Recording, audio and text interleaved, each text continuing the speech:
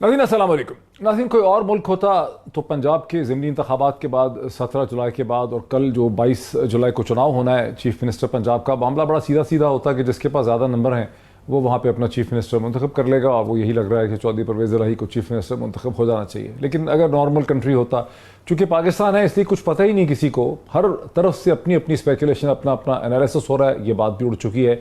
कहीं से किसी ने बहुत कोशिश की प्रेसिडेंट आरिफ अलवी भी जोर देने के लिए कि पंजाब में गवर्नर राज लग सकता है। जो लोग गवर्नर राज लगाना चाहते हैं उन्होंने अभी भी उम्मीद ख़त्म नहीं की। वो अभी भी सोचते हैं कि ऐसे हालात पैदा कर दिए जाएँ कि किसी तरह से पंजाब में गवर्नर राज लग जाए। तहरीक इंसाफ का ख्याल है कि अपने नंबर पूरे कर लेंगे। PMLN का ख्याल है कि लोग आएंगे नहीं, गुम हो जाएंगे। कुछ लोग सुना है गुम भी हो चुके हैं।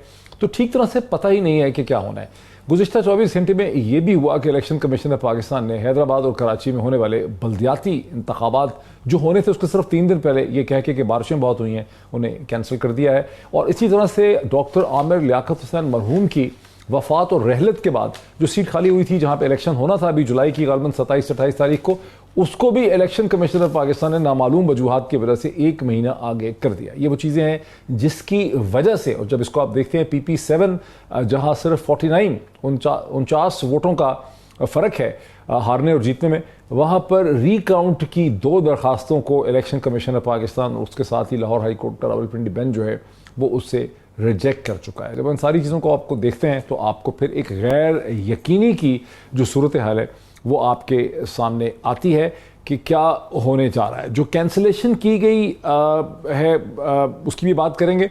और सबसे पहले मैं आपको राना सनाउल्लाह साहब ने जो पहले उन्होंने कहा था 18 तारीख को, उसको उन्होंने रिपीट किया कि उनको पूरी उम्मीद है कि चूँकि परवेज़ इलाही बंदा ही ठीक नहीं है और उनके बारे में तहरीक इंसाफ बहुत इल्ज़ामात लगाती रही, इसलिए तहरीक इंसाफ के लोग बदल होकर कल परवेज़ इलाही को वोट डालने नहीं आएंगे। ये और बात है, आपसे चंद घंटे पहले आसिफ अली जरदारी साहब चौधरी शुजात हुसैन साहब के पास लाहौर में पहुंचे उन्हें कन्विंस करने के लिए कि वो परवेज़ इलाही को सपोर्ट इस इलेक्शन में ना करें। मैं आपको टुकड़ा सुनाता हूँ कि राना सनाउल्लाह साहब ने इस हवाले से क्या कहा। मैंने इस बात का इम्कान ज़ाहिर किया था, ये हो सकता है और ये पॉसिबल है। मैं आज भी ये कह रहा हूँ, भले इन्होंने सुप्रीम कोर्ट में जो है वो 10 दरखास्तें दायर की है, मैं आज भी ये कह रहा हूँ कि इस बात का इम्कान मौजूद है कि PTI की सफ़ों में ऐसे लोग जिनका ज़मीर जिंदा है और जो शऊर रखते हैं, तो वो चौधरी परवेज़ इलाही के लिए वोट कास्ट नहीं करेंगे। तो भाई तुम इसको पंजाब का सबसे बड़ा डाकू कहते रहे और अब उस डाकू के लिए तुम लोगों को कह रहे हो अपनी जमात को कि वोट डालो। मैं समझता हूँ 5 नहीं 50 लोग जो हैं वो ये समझते होंगे या इस्तेमाल कर सकते हैं या कम से कम ये है कि वो जो है वो उसे रोक सकते हैं, एब्सटेन कर सकते हैं। 5 के नंबर को राना सनाउल्लाह साहब ने बढ़ा के 50 तक उन्होंने उसको खींच दिया है। ये बहुत दिलचस्प सूरत हाल है। इसका हम रद्द में लेंगे सदाकत अली अब्बासी साहब से, जो तहरीक इंसाफ के रहनुमा हैं, फॉर्मर मेंबर नेशनल असम्बली हैं, एजुकेशनिस्ट हैं, इकोनॉमिस्ट हैं, हमारे साथ हैं। उनके अलावा पाकिस्तान पीपल्स पार्टी के रहनुमा जनाब कादर खान मंदोखेल भी हमारे साथ हैं। पाकिस्तान के prominent author and political commentator Raza Rumi sahab भी हमारे साथ हैं। सबसे पहले सदाकत अली अब्बासी साहब, राना साहब ने इस खदशे का इजहार किया। राना साहब को बहुत इसकी परेशानी है। राना साहब कह रहे हैं कि अपने शऊर की वजह से, अपने पॉलिटिकल और सियासी शऊर की वजह से तहरीक इंसाफ के 5 से 50 लोग जो हैं वो कल परवेज़ इलाही को वोट नहीं डालें। डॉक्टर साहब बहुत शुक्रिया, आपने अपने शो के लिए बुलाया। बतौर एक पाकिस्तानी, बतौर एक सियासी कारकुन, बतौर एक साबिक मेंबर कौमी असम्बली, यकीन माने इस सिस्टम से इसको देख के इतनी शर्म आती है, इतनी एम्बैरेसमेंट होती है कि पाकिस्तान में लोग गलत चीज़ को, जिसको वो खुद गलत कहते रहे और एक बहुत बड़ी एक बिदअत कहते रहे, उसको बड़े फखरिया अंदाज में इस तरह पेश किया जाता है जिस तरह के यहाँ इखलाकियात ख़त्म हो गई है और जिस तरह दूसरे लफ्ज़ में मोरालिटी एग्जिस्ट ही नहीं करती इस मुआशरे में।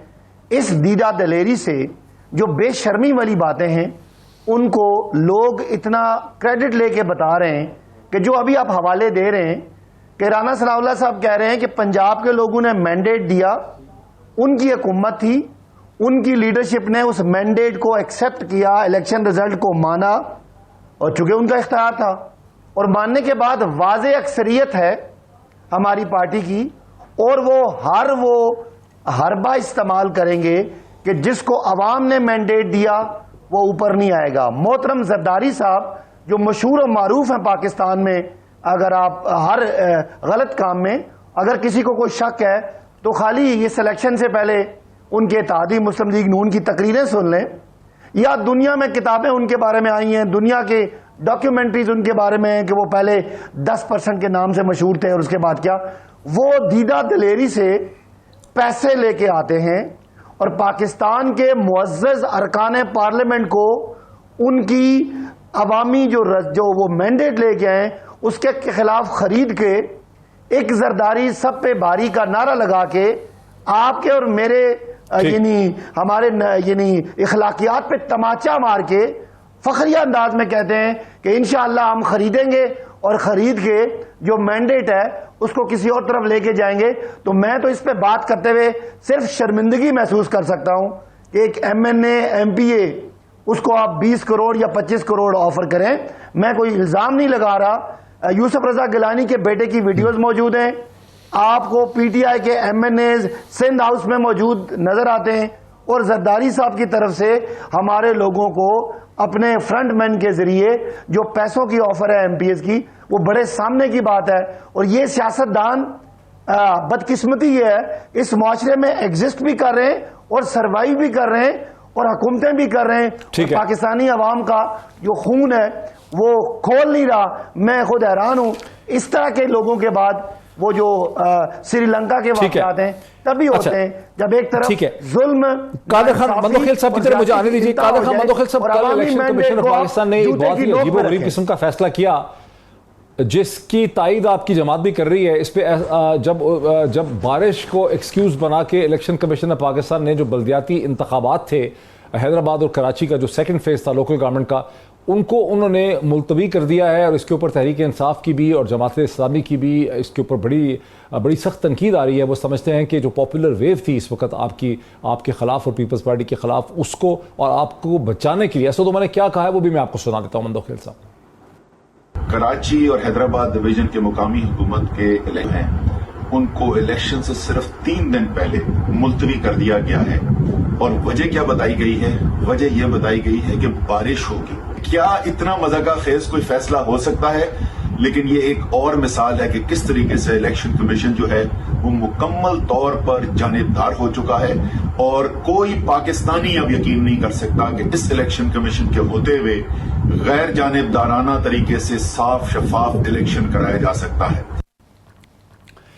कादर खान मंदोखेल साहब, ये तो बड़ा साफ साफ महसूस हो रहा है कि एक ऐसे वक्त में जबकि तहरीक इंसाफ का तूती बोल रहा है और उनकी एक पॉपुलर वेव है, कोशिश ये की गई है कि वो रिजल्ट्स में कन्वर्ट ना हो सके सिंध के अंदर बल्दियाती इंतखाबात में, लोकल गवर्नमेंट्स में, और आप लोगों ने कुछ किसी तरह से मैनेज कर लिया है कि बारिश का बहाना करके। ये कौन सा, मतलब ये तो बिल्कुल ही कन्विक्टेड एज चार्ज वाली सिचुएशन है। मंदोखेल साहब, बहुत शुक्रिया डॉक्टर साहब। मैं वकील हूँ, दलाइल से बात करूंगा, न शर्म बेशर्मी की बात करूंगा, मंतक की बात करूंगा।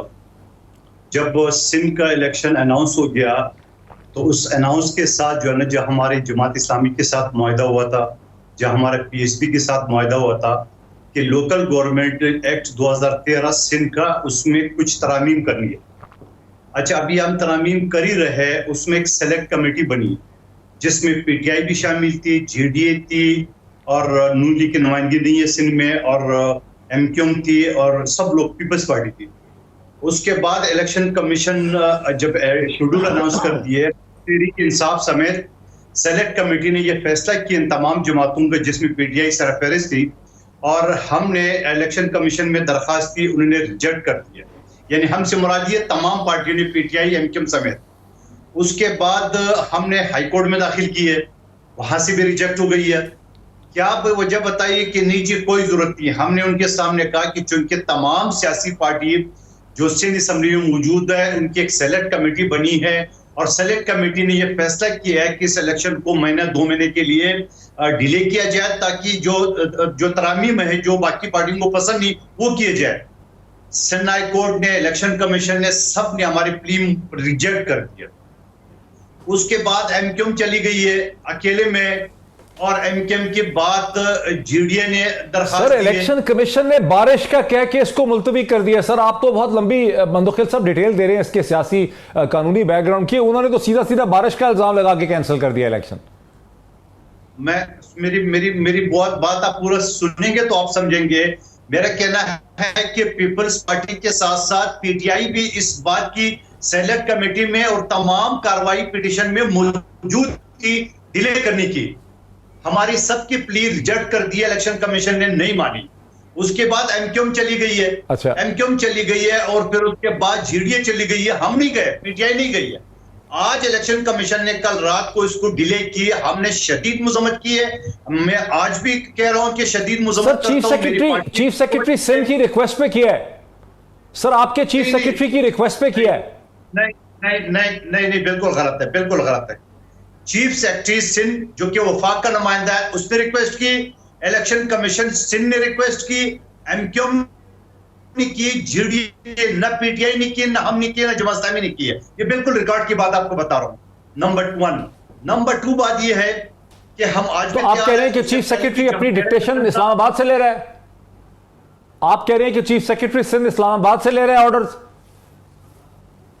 देखिए, ये इसकी तफसील में आप चले जाए। आपने मेरी हुकूमत की बात की है, हमने नहीं की, चीफ सेक्रेटरी ने की जो वफाक का नुमाइंदा है। नहीं तो सर, वफाक में भी तो आप इत्तेहादी है ना सर, वफाक में भी तो आप एलाइज हैं पीएमएलएन के।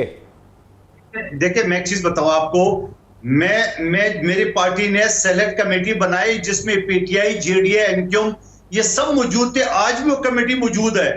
हमने उस वक्त डिले करने की कोशिश की पीटीआई समेत कि इसमें तरामीम करनी है। जब हमारी पिटिशन रिजेक्ट की गई है उसके बाद हमने कभी नहीं किए। ये अभी मौजूदा सिर्फ जेडीए और एमक्यूएम नहीं। अच्छा, उसकी बात जो अच्छा चलें, ये अभी मैं चाह रहा हूं सारे इश्यूज हम एक दफा खोल लें, फिर इस पे बात करते हैं। रजा रूमी साहब, आप पाकिस्तान के प्रोमिनेंट ऑथर हैं, एक ज़्यादा किताब लिख चुके हैं साउथ एशियन हिस्टोरिकल डिस्कोर्स के ऊपर, लिटरेचर के ऊपर, तारीख के हवाले से आप एडिटर रहे हैं, पब्लिकेशंस के कॉलमनिस्ट हैं, आप एक थिंक टैंक कम पब्लिकेशन भी रन कर रहे हैं इस वक्त। ये आम तवक्को तो यही है कि इलेक्शन हो गया पंजाब में, ज़मीनी इंतखाबात, पंजाब की इंतज़ामिया, पंजाब की पुलिस, पंजाब की district management group, IB, central government सब एक तरफ थे और दूसरी तरफ और भी बहुत सी ना देखने नजर आने वाली ताकतें भी थी।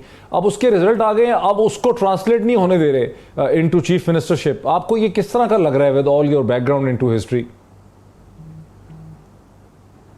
देखिए मोहित, उसूल की बात तो ये है कि 17 जुलाई का जो बाईपोल्स था उसके नतीजे में बड़ा क्लियर फैसला आ चुका है अवाम का और वोटर का, इलेक्ट्रेट का, कि उन सबको पता था कि ये सीटें कितनी अहम है दोनों ग्रुप्स के लिए, और उन्होंने अपना वेट पीटीआई के बिहाइंड दिया है। और ये इसलिए पीटीआई और क्यू जो उनका अलायंस है, ये उनका हक बनता है कि पंजाब की चीफ मिनिस्टरशिप जो है वो उनकी हो। और मैं समझता हूं कि पीएमएलएन के जो बयानात हैं और जो भी उनकी जरदारी साहब की स्ट्रैटेजी है, मुझे नहीं मालूम, वो हम सुन ही रहे हैं। पीटीआई की तरफ से जो एलिगेशंस ही हैं वही सामने आ रही हैं। मेरे पास कोई अंदर की तो मालूमात नहीं है, लेकिन वो बिल्कुल गलत है। किसी भी सूरत जो है गलत गैर कानूनी तरीके से, धोन से, मैनिपुलेशन से पीटीआई के, चाहे वो एमपीओज हों, वो काफ के एमपीओज हों, उनको रोकना गलत है, गैर कानूनी है, गैर जमहूरी है। कोई कयामत नहीं आएगी अगर हमजा शहबाज शरीफ नहीं रहेंगे वजीर आला। ये इलेक्ट्रेट का फैसला है। इलेक्ट्रेट ने आखिरी जो है, उन सबको पता था कि जो कैंपेनिंग हो रही थी कि कितना वाइटल और मेक और ब्रेक इलेक्शन है, इसलिए ये होना चाहिए। जहां तक आपका पहला कमेंट था कि 17 जुलाई को कितनी इंटरफेरेंस हुई, जी देखिए, हुकूमत वक्त जो है यकीनन वो तो अपने वसाइल सब कुछ मशीनरी इस्तेमाल करती है, लेकिन जो नजर ना आने वाली कुव्वतें, मैं जाती तौर पर समझता हूं, मैंने इसकी तहकीक भी की है कि वो न्यूट्रल ही रही। जो उन्होंने ऐलान किया था, लोगों को बहुत खदशा था कि वो इंटरफेयर करेंगे, शायद इधर उधर से चंद सीटें कर देंगे, उनकी तरफ से इंटरफेरेंस नहीं हुई। मैं सिर्फ ये वजाहत करना चाह रहा था।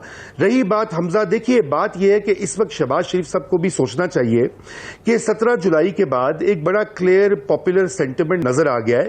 पंजाब में जो है वो बयानिया इमरान खान का चल रहा है, हम उससे इत्तफाक करें ना करें, उसमें सुकम है, झोल है, मैं तो खुद कहता रहा हूं, लिखता रहा हूं, लेकिन लोगों की राय जो है, लोगों का मैंडेट, उसका एहतराम जमहूरियत का अवलीन जो है वो सबक है और बाब है।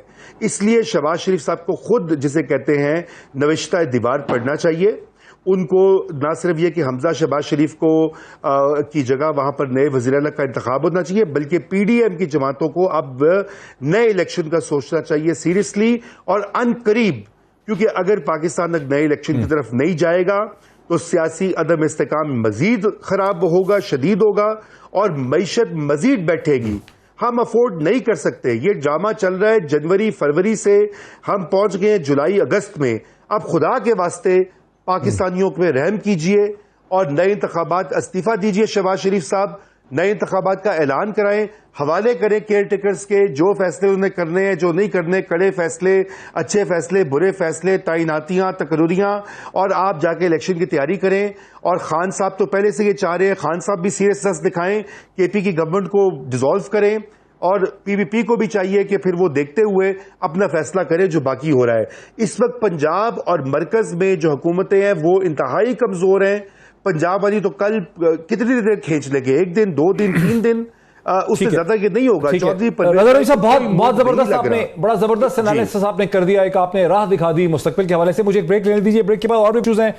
PP7 जहां पे 50 से भी कम वोटों का फर्क है, वहां पे इलेक्शन कमीशन और लाहौर हाईकोर्ट जो है वो रिकाउंट की इजाजत नहीं दे रहे। हालांकि रिकाउंट हर जगह पे मैंडेटरी हो जाता है, जहां डिफरेंस अगर एप्लीकेशन आ जाए 5% से कम का डिफरेंस हो, 5% कहाँ, यहाँ 0.1% का डिफरेंस है, लेकिन उसके बावजूद रिकाउंट है वो इलेक्शन कमीशन ऑफ पाकिस्तान उसकी इजाज़त नहीं दे पा रहा है। ये बात बड़ी अजीबोगरीब है, इस पर भी बात करनी है। और भी बहुत सी चीज़ें अजीबोगरीब ही होती हैं, चीज़ें पाकिस्तान में कोई मतलब अजीबोगरीब ही होती हैं, अजीबोगरीब। तो ब्रेक के बाद इस पर बात करते हैं आफ्टर द ब्रेक। नाज़रीन वेलकम बैक। जरा सर चलते हैं सीधा सदाकत अली अब्बासी साहब की तरफ। सदाकत अली अब्बासी साहब, PP7 जो है पिंडी कहूटा की सीट, जहां पर 49 मेरा ख्याल 49 सीट्स वोटों का फर्क है, 2 दफ़ा एप्लीकेशन आप लोग डाल चुके हैं। RO के सामने भी डाल चुकी तहरीक इंसाफ, फिर लाहौर हाई कोर्ट के पिंडी डिवीजन के सामने गए, उन्होंने भेज दिया इलेक्शन कमीशन के, वहां 5 मेंबर बेंच बैठा और रिकाउंट नहीं हो पा रहा। आपको क्या वहां उम्मीद है, जब सारा पाकिस्तान आपके इंतजामी ढांचा आपके खिलाफ है, वहां से क्या निकलना है उन 21 पोलिंग स्टेशन से? डॉक्टर साहब मुझे थोड़ा सा मौका दीजिएगा। ये बड़े सीरियस इश्यूज हैं PP7 के हवाले से। एक तो ये है कि ये जो हमारे फॉर्म 45 में उनके मुताबिक हमारी कोई 200-250 की लीड है जो हमारे पास है। RO ने हमें 49 पे हरवा दिया और उस दिन भी वो जो भी उनका RMS सिस्टम था, वो रिजल्ट मैनेजमेंट सिस्टम भी दरमियान में कोई 2-1 घंटे के लिए बैठ गया, खामोश हो गया, बंद हो गया। और उसके बाद हमें आखिरी रिजल्ट जो है 266 पोलिंग स्टेशन थे, 265 तक PTI जीत रही थी और 66 में आधे घंटे के बाद आया और वो PTI उसको हरा दिया गया। अब उसके बाद हमने RO को सारे एविडेंस दिए और उसने हमारा रिजेक्ट कर दिया। फिर हम हाई कोर्ट में गए, उन्होंने आज इलेक्शन कमीशन में हमें भेजा। इलेक्शन कमीशन आर्ग्यूमेंट सारे हमारी फेवर के थे, लेकिन आखिर में उन्होंने कह दिया कि हम आपको रिकाउंट नहीं देते। हालांकि डॉक्टर साहब अगर 69 वोट हों तो ये 0.1% बनता है। 69 का भी मार्जिन नहीं है, 49 ये नहीं, रूल है 5% का। ये 5% भी नहीं है, 1% भी नहीं है, 0.1% भी नहीं है, उससे भी कोई। इलेक्शन कमीशन का जो फैसला मैंने अखबार में पढ़ा है, उन्होंने तो कहा है कि आपका जो कैंडिडेट है ऐवान, वो कोई आर्गुमेंट्स ही नहीं दे सका इलेक्शन कमीशन के सामने कि क्यों वोट रिकाउंट होना चाहिए। अच्छा, ये मैं वहां मौजूद था। अभी मैं आपको थोड़ी देर बाद मेरे पास जो असल बैलेट पेपर होता है, जिसके पीछे प्रिजाइडिंग ऑफिसर की मोहरें लगी हुई हैं और सामने PTI का बल्ला बना हुआ है, वो लोग उठा के बाहर फिर रहे हैं और स्कूलों के जो पोलिंग स्टेशन के जो गार्ड्स हैं उनके पास पड़े हुए हैं। ये इलेक्शन कमीशन ने तो यकीन माने हमें बहुत पुराने 20 साल पुरानी यादें ताज़ा हो गई हैं। मैं अभी थोड़ी देर में वो वीडियो भी अपलोड करूंगा कि बैलेट पेपर्स साइन हुए पड़े, मोहरें लगी हुई, और जो ऑफिशियल बैलेट पेपर हैं वो गलियों में फिर रहे हैं। और जो आपका प्रिजाइडिंग, एक और अभी की खबर आई है 10 मिनट पहले कि वो जो आपका RO है, उसने जो कंसोलिडेशन का प्रोसेस है जिसमें मुस्तरद शुदा वोटों के थैले खोलने, उसने बगैर उम्मीदवारों को, हमारों को बुलाए हुए, सिर्फ नून लीग के उम्मीदवार को बुला के वो सीलें खोलना शुरू कर दी हैं और वो गैर कानूनी तौर पे उनको काउंट करके वो रात को मुकम्मल करके देना चाहता है ताकि सुबह उनको कल कैंडिडेट एक और मिल जाए MPA। तो ये सारा कुछ अंधेर नगरी है और हमारे पास यानी इलेक्शन कमीशन में हम गए, ये कौन सा हल्के का कह रहे हैं, एक और कैंडिडेट बिल्कुल मुस्लिम लीग नून का। ये कौन सा हल्का है? ये कैंडिडेट का इसका रिजल्ट रुका हुआ है, इसका रिजल्ट रुका हुआ है। वो चाहते ये हैं कि रात को ही वो जो RO है, नहीं, ये कौन सा हल्का है? एक सिर्फ नून वाले को बैठा के, एक तो कहूटा पिंडी है ना, ये कौन से हल्के की बात कर रहे हैं आप? ये उसी की बात कर रहा हूं, इसी का रिजल्ट रुका हुआ है, अभी तक नोटिफिकेशन नहीं हुआ, इसकी रिकाउंट नहीं दी। लेकिन ठीक जो है। इसके कंसोलिडेशन है, लाहौर हाईकोर्ट के प्रिंट consolidation डिवीजन ही ने होती रोका है है। अच्छा, कि जो मंदोखेल साहब, rejected- कादर खान मंदोखेल साहब, आप पुराने मंजे हुए एक मेरी बात, मेरी बात, आखिरी जुमला, आखिरी जुमला, और जहां डॉक्टर साहब, 5% से लास्ट कम का सेंटेंस, फर्क है, लास्ट RO सेंटेंस। अपनी जजमेंट में रिटर्निंग ऑफिसर ही ये फैसला कर सकता था जब एप्लीकेशन आई है। यहां तो मामला लग रहा है कि ये मामला अक़वाम मुत्तहिदा तक चला जाएगा, अभी सुप्रीम कोर्ट तक जाएगा, उसके बाद अक़वाम मुत्तहिदा के पास जाएगा। क्या वजह है इसकी? देखिए, यकीनन जो सदाकत अब्बासी साहब बता रहे हैं कि 5% वोट हो तो उनके पास इख्तियार है, एग्जैक्ट इसी तरह इख्तियार है जैसे एक FIR में, एक क्रिमिनल केस में एक जज के पास इख्तियार है कि वो अंडर सेक्शन 497 के तहत वो बेल दे भी सकता है, नहीं भी दे सकता है। ठीक है, बहरहाल मेरे पॉइंट ऑफ व्यू ये है कि इलेक्शन कमीशन को इसका रिकाउंटिंग करना चाहिए। डॉक्टर साहब, मुझे एक जुमला मुकम्मल करने देते इस बहाने। जी प्लीज। अच्छा डॉक्टर साहब, मैं जो बात कर रहा था वो ये कि कंसोलिडेशन के प्रोसेस में रिजेक्टेड वोट्स के बैग खोलने होते हैं, वो दोनों कैंडिडेट के सामने रिजेक्टेड वोट्स का एनालिसिस होता है। उसने रिजेक्टेड वोट्स जो है वो बगैर PTI के उम्मीदवार को बुलाए खोलना शुरू कर दिए ताकि रात को वो रिजल्ट तैयार करे और सुबह वो लाहौर में हमजा शहबाज के इलेक्शन के लिए उनको एक और MPA दे दे। और ये RO का कोई अंदाजा है कि इस हल्के में रिजेक्टेड वोट कितना है? विनिंग मार्जिन 49 मुझे पता है जी, मैं ये हल्का मेरे नीचे है जी, 1516 वोट है, 1516, बिकॉज मेरा हल्का है, ये मेरे नीचे हल्का है। माशाल्लाह, मैं इसको कोऑर्डिनेट कर रहा हूं। माशाल्लाह सर, बहुत बहुत मुबारक हो आपको। रजा रूमी साहब, वो उनका कनेक्शन खत्म है, जोड़ है दोबारा, रिजेक्टेड है और 49 की लीड है। जी मुझे आ रही है आवाज आपकी, मुझे आ रही है रूमी साहब, ये आपको क्या समझ आ रहा है कि 1516 वोट रिजेक्टेड है, 49 वोट की लीड है, रिटर्निंग ऑफिसर मुख्तार है, वोट का रिकाउंट परमिट कर सकता है, मामला लाहौर हाई कोर्ट तक चला जाता है, रिटर्निंग ऑफिसर नहीं करता, उसके बाद इलेक्शन कमीशन का 5 मेंबर बेंच बैठता है, वो नहीं करता, अब सिर्फ रह गई सुप्रीम कोर्ट, अगर वो भी नहीं करेगी फिर अक़वाम मुत्तहिदा ये सिक्योरिटी काउंसिल तक जाएगा ये मामला। क्या समझ आ रही है आपको?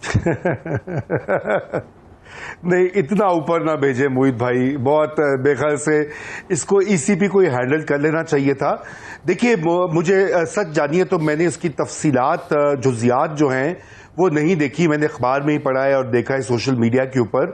बात यह है कि रिकाउंट का अगर है मुतालबा तो होना चाहिए, लेकिन ये डिपेंड करता है कि जैसे आपने अभी कहा कि क्या आर्ग्यूमेंट्स दिए गए। एक बार शायद वहां पर कुछ रिकाउंटिंग भी हुई थी जो मैंने पढ़ा है उसके बारे में, लेकिन इससे कतई नजर कि वहां पे क्या हुआ है, ये बात जरूरी है कि इलेक्शन कमीशन ऑफ पाकिस्तान जो है वो एक तरफ तो बहुत ज्यादा दबाव का शिकार है। इमरान खान साहब जो हैं और PTI अब उन्होंने एक रवैया बना लिया कि इलेक्शन कमीशन ऑफ पाकिस्तान को तो सीधा करके रखना है। देखिए ना मुईद, बात यह है कि 17 जुलाई को मेरे ख्याल से PTI के अपने अंदाजों से ज्यादा उनको वोट मिले और सीट्स वो इतनी ज्यादा निकाल के ऑलमोस्ट लैंडस्लाइड होता है। अगर आप इसको मल्टीप्लाई कर दें 10 से 20 से, तो अगर इलेक्शन कमीशन ऑफ पाकिस्तान के खिलाफ होता या मिस्टर X या मिस्टर Y अपने जादू की छड़ियां चला रहे होते तो PTI को इतनी सीट्स ना मिलती। अब ये बात तस्लीम करके छोटी छोटी बातों में उलझना नहीं चाहिए। असल चीज है कि अब PTI को अपना लाएअमल बनाना चाहिए, उनको पार्लियामेंट में वापस आना चाहिए। जो है जैसे वो पंजाब असेंबली में मुकाबला कर रहे हैं, कौमी असेंबली में भी इमरान खान साहब को अपने 150-151 मेंबरान के साथ वॉक इन करना चाहिए, वहां बैठ के हुकूमत को टफ टाइम देना चाहिए। निकालना चाहते हैं through a vote of no confidence, वो भी कर सकते हैं। नए इलेक्शन करवाना चाहते हैं वो करें। देखिए, ये पोलराइजेशन वाला जो मामला था, ठीक है, इससे वक्ती तौर पे तो वो बात होती है और में वापस आना चाहिए, ये इलेक्शन कमीशन को चाहिए कि वापस आना चाहिए। जरा कादर खान मंदोखेल आप लाए हैं, पाकिस्तान पीपल्स पार्टी से आपका ताल्लुक है, रजा रूमी साहब एक न्यूट्रल आदमी है, उनका भी ख्याल है कि इमरान खान साहब को असेंबली में आना चाहिए। डॉन अखबार खासा सिंपैथेटिक रहा है इस हुकूमत से गुज़िश्ता कई बरसों में, PMLN से। उन्होंने भी इदारिया जो लिखा है जिसका उन्वान है द डिसीजन टू स्टे, उसमें उन्होंने लिखा है कि the wiser option may be to seek a fresh clear public mandate instead of completing the term. The sooner it makes the decision, the better for its future electoral prospects. Alliance को ये मशवरा दिया है कि election की तरफ चले जाएं, और कुछ नहीं हो सकता। इसी में से क्या वजह है कि आप लोग एक चीज जिसे कहते हैं राइटिंग ऑन द वॉल नजर आ रही है कि इलेक्शन के अलावा कोई, लेकिन रोकने की कोशिश कर रहे हैं, कभी इधर कभी उधर, क्या वजह है मंदोखेल साहब?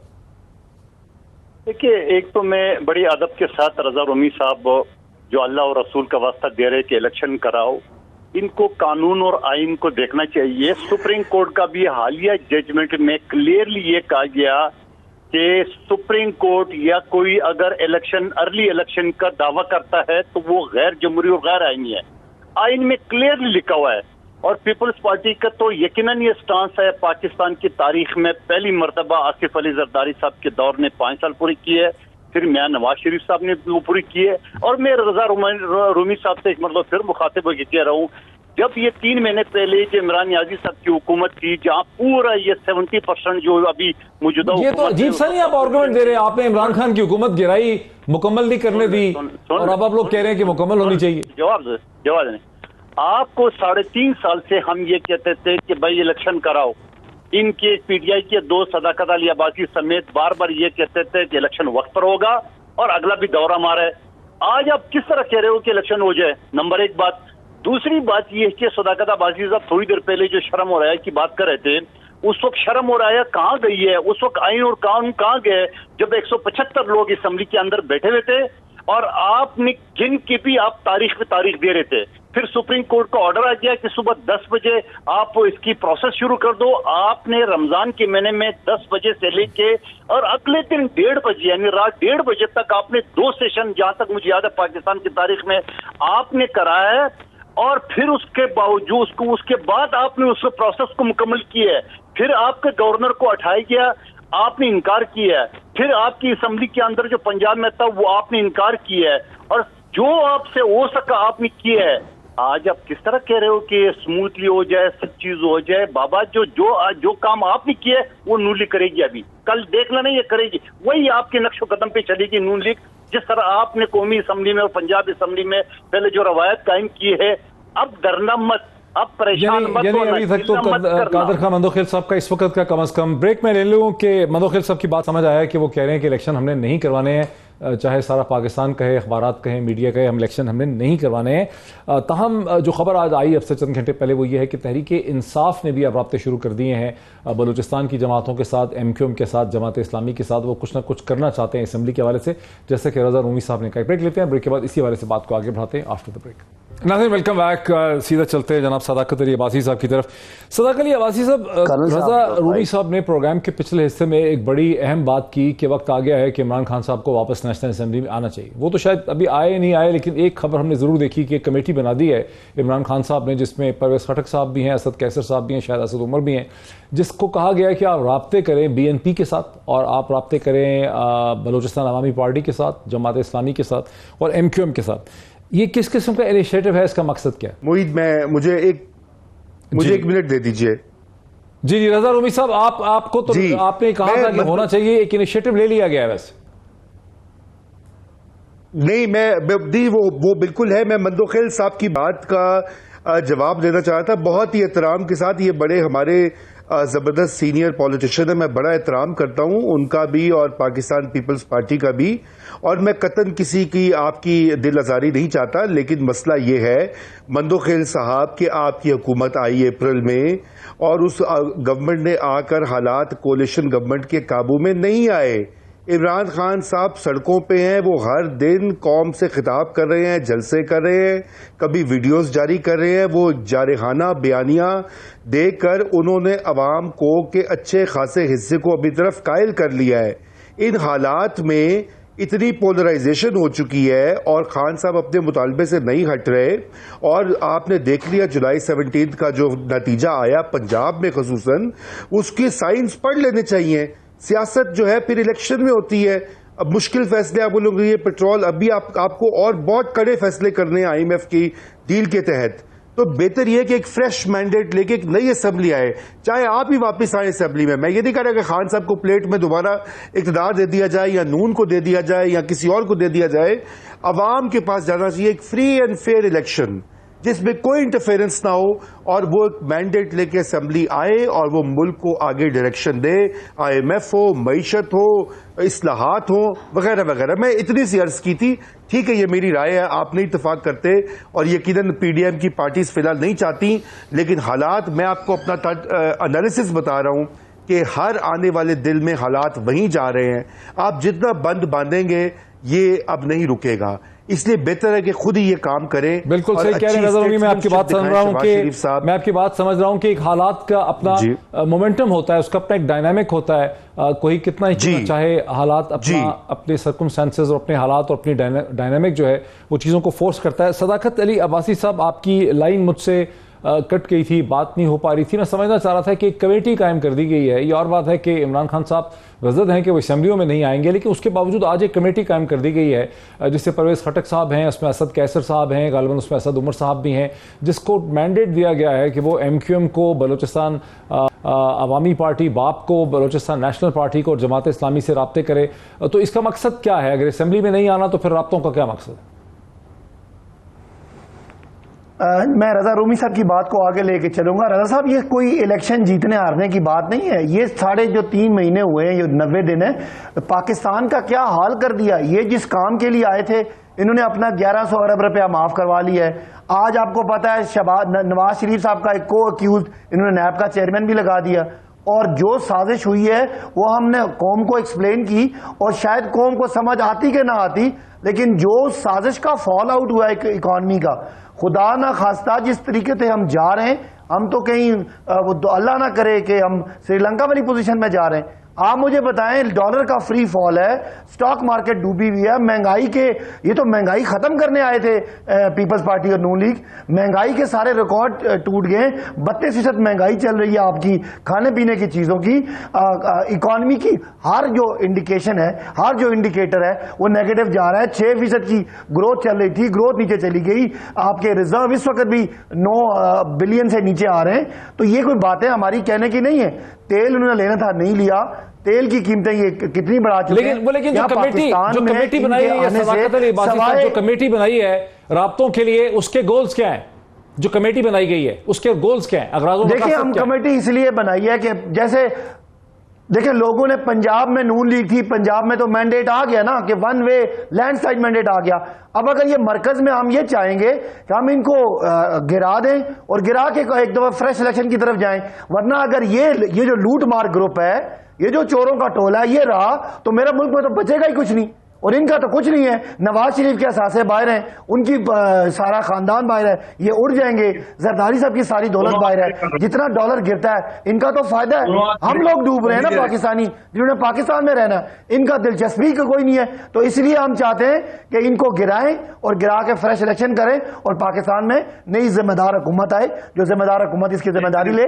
और इससे पहले भी IMF था, इससे पहले भी अगर ये गिराना चाहें आपकी हुकूमत को, एक सीट पे हुकूमत कायम है, वफाकी हुकूमत, अगर तहरीक इंसाफ जो अब एक राइजिंग किस्म की पार्टी है, अगर वो डिटर्मिनेशन कर ले कि आपकी हुकूमत को इसी तरह से गिराना है, तो ज्यादा देर तो नहीं लगेगी इनको। अल्लाह करे कल उसको बोले बिस्मिल्लाह करे, फिर अपने आप को साबिक कौमी असम्बली का मेंबर तो ना कहे ना। एक तरफ कोशिश करे MQM और बाप पार्टी के, दूसरे तरफ मैं साबिक हूं। दूसरी बात यह कि रजा रूमी साहब जो फरमा रहे हैं इलेक्शन के हवाले से, दोबारा उन्हें अपनी कायल करने की कोशिश की है।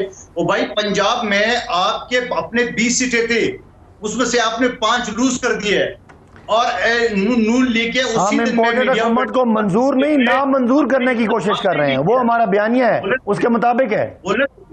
इंतखाब सही नहीं कहता। उन्होंने उन लोगों को टिकट दिए जो इसकी मुकामी लोग थे, उनको टिकट नहीं दिए, और मुकामी लोगों ने नए आने वाले कैंडिडेट को एक्सेप्ट नहीं किया, और PTI ने अपने सीट जीती है और क्या कमाल कर दिया है।